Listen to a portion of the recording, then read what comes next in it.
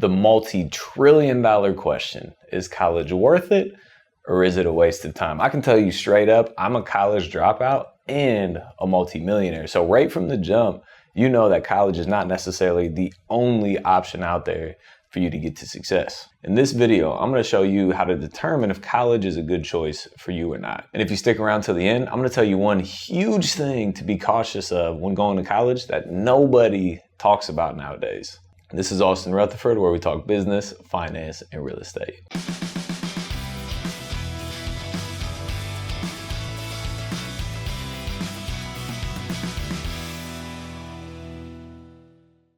Growing up, if you were raised like I was, going to college was a necessity to living a happy, fulfilled, lavish, wealthy type of lifestyle. So I promised my mother I'd always get my college degree. So I started going to a community college back in Columbus, Ohio. And very quickly, I realized that college was not going to make me happy and it definitely wasn't fulfilling. So I started looking into other options very, very quickly. And I also started looking into the success rate of what college had to offer. And just to put some things into perspective, we're going to go over some statistics right here. According to Investopedia, it says college debt right now is $1.6 trillion and growing. There's more student loan debt than there is credit card debt and car loan debt. The average amount of student loan debt right now to go to college is $37,500 per year. 54% of college attendees take on college debt to get through college, and the price of college has recently skyrocketed.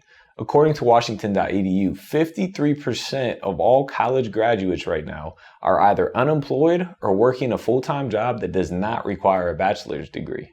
Now think about this one for a second. When you're trading time for money, you're always going to be chasing.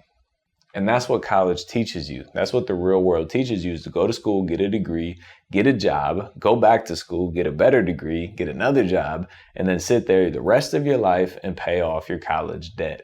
Or at least try to pay off your college debt. Because if you look around, there's a lot of people that are struggling to simply pay off their college debt. The good news here is you have options. There's these things called trade schools. So you can go and become a licensed realtor relatively inexpensively. You can go and become an electrician relatively inexpensively, a plumber, an HVAC technician.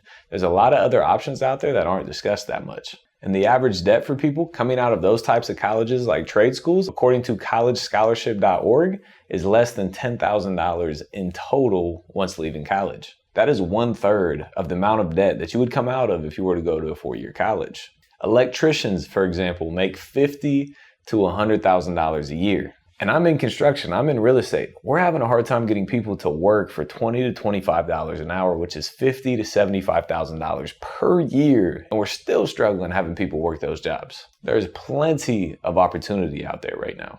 The other option is to simply be an entrepreneur. There's tons of multi-millionaires, college dropouts, people that never went to college, people that dropped out even out of high school can be multi-millionaires. You can take some of the money that you would spend on college that everybody cheers for you about and spend that money on a mentor to teach you a business where you can multiply your success rather than add it. If you come out of college and you go get a job, you're doing addition. $50,000 plus a 3% raise is $51,500 a year. Not much money. Now, if you go to be an entrepreneur, you're doing multiplication instead of addition. 50,000 times 2, you can double your income overnight because nobody else controls that. For me, I spent $25,000 hiring a mentor. I'm not saying you have to do that by any means, but that's the route that I chose. In my first real estate deal, I made $107,000 net profit in a year and a half. You can't do that in college. You can't come out of college in a year and a half making 107 grand just on one deal, by the way. You know, I made a lot more money that year. That was just one deal. You can't come out of college doing that. So think about it like this. More and more people are going to college and getting degrees, but more and more jobs are getting turned over to tech companies right now. All this tech that's coming into this space is taking people's positions, like the McDonald's, like the Wendy's, like the orders. They're now ordering things on screens rather than talking to somebody face to face. So there's more people flooding the market looking for jobs rather than jobs that are actually available. It's simple supply and demand. If there's more people looking for jobs than there are jobs, your pay is going to go down. And like I promised you at the beginning of this video, the one thing that almost nobody's talking about is that students don't understand the power of debt, good debt and bad debt, and how it can set you up or set you back in your future. If you take on too much debt without a plan, you're done. When you want to go out there and actually buy a house to live in, or buy a house for a rental property, or buy a vehicle, they actually look at your debt to income ratio. So the average student loan payments right now are about $300 to $600 a month, depending on a whole bunch of terms, but that's the average of it. So let's look at an example here. You want to buy a $150,000 house. You need to put 20% as a down payment. So you put $30,000 as a down payment, you finance the other $120,000. You do a 30-year mortgage at 3%, which is the lowest rates in history right now. As we go forward into the years, the rates are probably going to come up, which means your mortgage payment is probably going to rise. But just for today's circumstances, $120,000 loan at 3% interest, it's $505.92 per year. Add on $100 per month in taxes to that and $54 per month in insurance. Your grand whopping total for a monthly mortgage payment on a $150,000 house is $764.09 per month. So if you owe $300 to $600 per month on student loan debt, you owe half to almost a full house payment